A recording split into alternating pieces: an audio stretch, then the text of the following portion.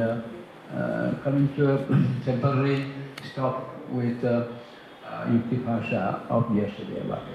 He has also thrown light on the question as to whether the socio-cultural situation and conditions and circumstances are to a large extent responsible for individual brilliant discoveries in various scientific fields, or the other way. You cannot answer the question, but the very fact that they are in some way related and they have been discussed, he has thrown light on that. Well, his idea is that the theories of Newton and Leibniz in the late period, 18th century or so, are not really borrowed from India or Kerala, but they might have been developed there.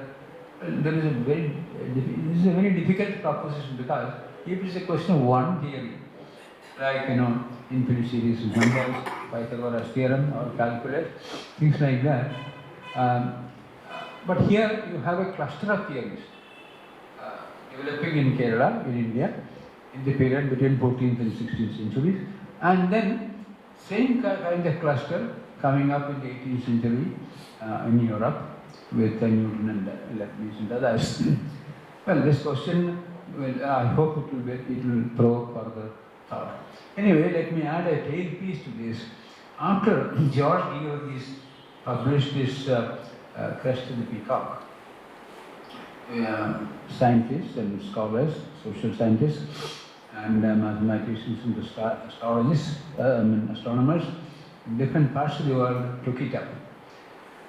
George George himself was a professor of statistics, and he moved a resolution in the World Congress of Astronomy, and again in the World Congress of Mathematics, requesting that some of these theories may be renamed as Madhava Leibniz theory, Madhava Newton theory, etc., etc. Now, various parts of the world, in different universities in America and Europe also, these questions are being taken up, and various theories are getting advanced. After that publication of Mayurashika, or Crest of the Peacock, Dr. Vaidyanathan, who is a medical person, medical scientist, he was here in Trivandrum, and then he went to Manipur, Manipur, and later on he was the president of Indian National Academy of Science in Delhi. At that time, this was published. And then he called me over the phone and asked me if I know anything more about it. I said that nothing like that. Whatever has come out is very interesting, but I don't know. Then he came down to Calicut, and he wanted to start a school of excellence in mathematics and astronomy in Kerala, in the name of Madhava. That is Madhava School of Excellence in Mathematics and Astronomy. And together we went to these places, Trikandiyo, Chamravatam, Alathur, etc., and Virinyakuda, of course. But there was no trace of any tradition. Then Dr. Vaidyanathan, at that time he was the president of the academy. He was also vice president of the Kerala Committee for Higher Sciences. The president was the chief minister. He came down, and then we had the opening ceremony of that School of Excellence in the campus of Kundamangalam campus there. Then it was expected that things will take shape. Dr. Parameshwar, who was here now, he left just before this. Dr. Parameshwar of the Tata Institute of Advanced Study in Bombay was invited here as the first director of the School of Excellence, and he was here. But somehow our governments are like that, succeeding governments couldn't do much about it. Dr. Parameshwaran was a mathematician, and he's a mathematician. His wife is also there. So he requested the government that his wife also could be called over here, and the post was there. but still it didn't materialize. So Dr. Parameshwaran, who is also a Keralite, a Nambudiri, one who has this reputation of being an eminent mathematician, he went back and the school is now closed. There is a school at Calicut, at that same campus, that building is there, but only the building. But during the short period when Dr. Parameshwaran was here, he organized an international conference on this. People, scientists from China, from Russia, from the United States of America and Great Britain, they were all here, and some scientists from India also. Then he was my friend and he asked me to write a background paper for this international conference. I said, as Dr. Gurkar said now, I know nothing about astronomy or mathematics or Pythagoras theorem or infinite series of numbers. Then what he wanted was to give an idea as to what conditions in Kerala society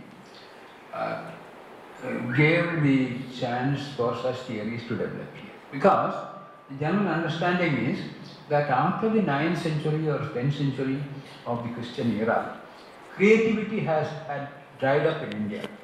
In no field, whether it is physics or astronomy, mathematics or any other, or Ayurveda, whatever it is, in every field of science, originality and creativity had come to an end. There was some kind of a stagnation.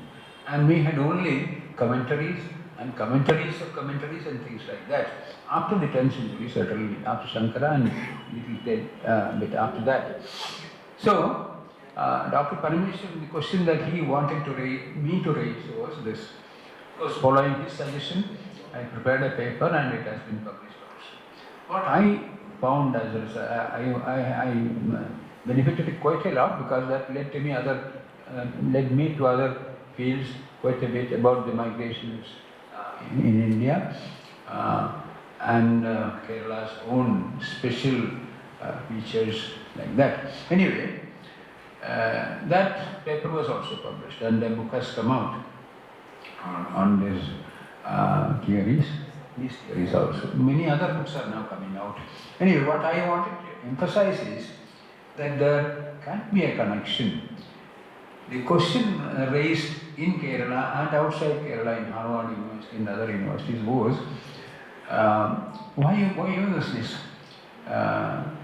What prompted Kerala scholars, Ayyar's successors, disciples and the whole train of them, how were they able to do that? What led to this continuity of originality and creativity in Kerala alone, while originality and creativity were lost in all other parts of India? My humble suggestion is that Kerala has been different from the very beginning. That even the migration of North Indian Sanskritic Brahmanical settlements and their sciences from Upanishads, Vedas and Upanishads to later sciences, that has been in a different way in Kerala, and probably we need further studies on this, how this is there. There was no invasion of Kerala. Until the 18th century, there was no foreign invasion of Kerala. Why? All the kingdoms and dynasties in South India, even in South India, were destroyed and replaced by new ones after the Hoysalas and after Alauddin Khilji's march into the south, but not so. Probably the Western Ghats protected us. And continuity has been guaranteed in Kerala. It may be this continuity and this receptivity, because Kerala was on the coast around Kochi, something like a university. Kochi. It's Kochi. I mean Kochi, that area, central area of Kerala. And that there has been correspondence, discussions going on between the Jesuit priests who came to Kerala and who were in Kerala and the Nambudiri scholars there.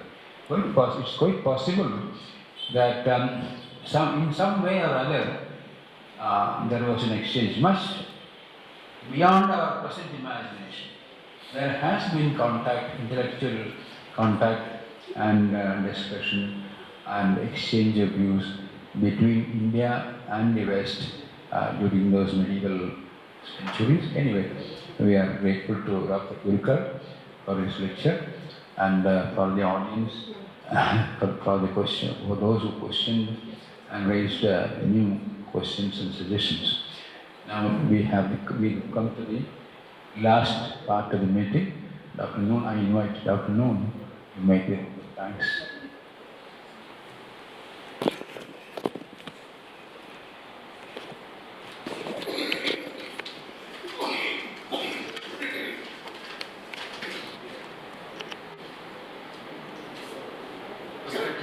President of Delicate Heritage Forum, Professor N.J. Narayan, Srimati Parvati Swaminathan, Sri Nilakandan, father of Srimati Archa, recipient of Professor K.V. Krishna Ayyar Scholarship, our most valued invited guests, ladies and gentlemen.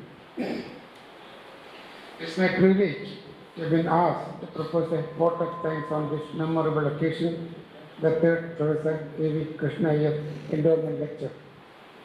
On behalf of Delicate Heritage Forum, in my own behalf, I extend a big thank you to our honored speaker, Professor Rajan Gurukar.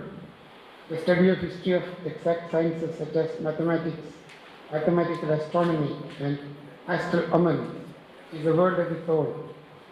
Transmission of the concept across cultural and linguistic boundaries is difficult.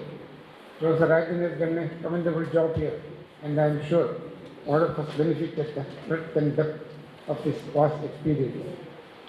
We Indians of all faiths are happy to spend astronomical amounts of money on various festivals and belief systems, but the concept of endowment is still not that common. Of the 36 largest charitable foundations engaged in philanthropy in the world, I could find only one from India, Asim Premji Foundation. One of the earliest was the J.N. Tata Endowment for the higher education of Indians has been helping students since 1892. It is in this context that we have to appreciate the generosity and social commitment of the family of Professor K.V. Krishna Ayyar in instituting this endowment in his glorious memory. I sincerely thank Mrs. Parvati Swaminathan representing the Krishna Ayyar family. I congratulate Srimati N.G. Archa on a well-deserved success in winning this prestigious scholarship. Professor N.G.S. has always been our inspiration and guiding light, and I thank him for his continued advice, encouragement, and involvement. An event like this cannot happen overnight. It requires meticulous planning and a bird's eye for details. We have been fortunate enough to be led by our Secretary, Sri Ramendran IAS. I thank the press and electronic media for their coverage of the event. And finally, a big thank you for all those who present here this evening. Thank you.